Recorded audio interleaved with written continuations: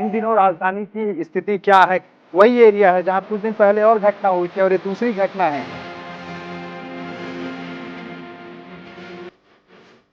और घूमने वो आया था बताया जा रहा है और घूम ही रहे थे और यहीं पे खड़े थे कि कानून व्यवस्था आखिर है तो है कहाँ। हत्या का एक जोन बनता जा रहा है, तो आखिर इसके ग्राउंड जीरो से मैं आपको रिपोर्ट दिखा रहा हूँ। सवाल तो सवाल है, कब अपराधियों पर लगाम कसेंगे। अगर आप राजधानी वासी हैं या राजधानी रायपुर आ रहे हैं तो सतर्क हो जाइए, क्योंकि राजधानी रायपुर इन दिनों अपराधों का गढ़ बनता जा रहा है।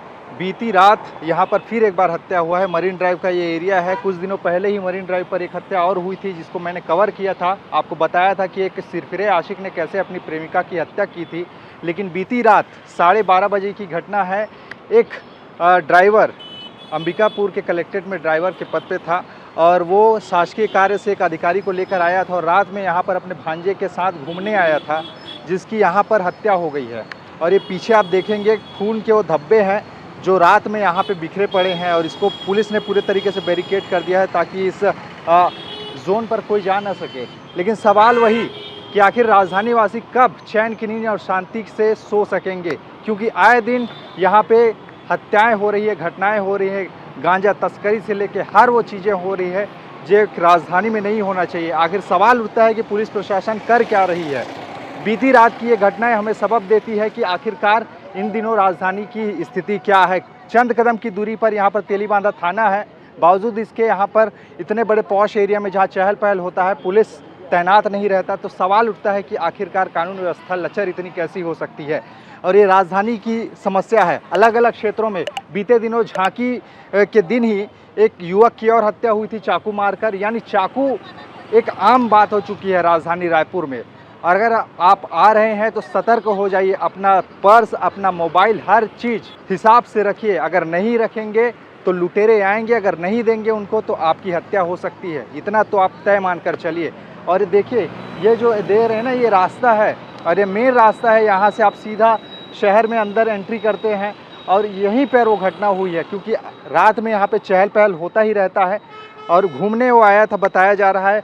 जो हत्या हुआ है उसका नाम ईश्वर राजवाड़े है। वो अंबिकापुर का निवासी था और कलेक्ट्रेट में, अंबिकापुर कलेक्ट्रेट में वो ड्राइवरी का काम करता था। किसी अधिकारी को लेकर वो शासकीय कार्य से रायपुर आया था और उसी का भांजा आईजी के भी यहाँ पे इंदिरा गांधी कृषि विश्वविद्यालय है, वहाँ पर वो ड्राइवरी का काम करता था उसका भांजा, जिससे मुलाकात करने वो रात में गया और दोनों एक्टिवा लेकर यहाँ पहुँचे और घूम ही रहे थे और यहीं पर खड़े थे। तब 3 लुटेरे, अज्ञात लुटेरे आए बाइक सवार, नकाबपोश, और उनसे उनकी मोबाइल मांगने लगे और नहीं देने पर, विरोध करने पर इसी को लेकर विवाद हुआ और उसको चाकू मार दिया। यहीं पर ऑन द स्पॉट वो मुरझा के गिर गया ईश्वर, जिसके बाद में आनन फानन में इसकी सूचना पुलिस को दी गई। पुलिस जब तक पहुंचती तब तक बहुत देर हो चुकी थी। उसको घायल अवस्था में मेकाहारा भर्ती कराया गया, जहां उन्होंने दम तोड़ दिया। अब उसका शव मरचूरी में रखा है। उनके परिवार का इंतज़ार कर रहे हैं कि आएंगे और पंचनामा होगा। लेकिन सवाल वही कि कानून व्यवस्था आखिर है तो है कहाँ।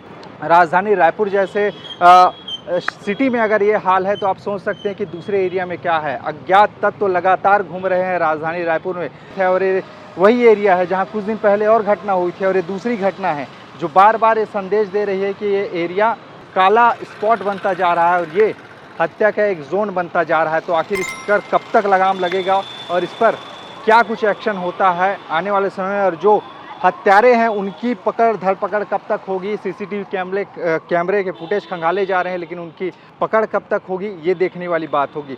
तो ये ग्राउंड जीरो से मैं आपको रिपोर्ट दिखा रहा हूँ। हमने कोशिश की यहाँ से, लेकिन वो लोग मिले नहीं जो यहाँ पे थे रात में, जिनसे हम बात कर सकते कि उन्होंने ये होते हुए देखा। लेकिन सवाल तो सवाल है कि आखिरकार कब तक ऐसे राजधानी वासियों को ऐसे अपराध के साए में जीना पड़ेगा और कानून व्यवस्था कब तक यहाँ की दुरुस्त होगी और कब अपराधियों पर लगाम कसेंगे।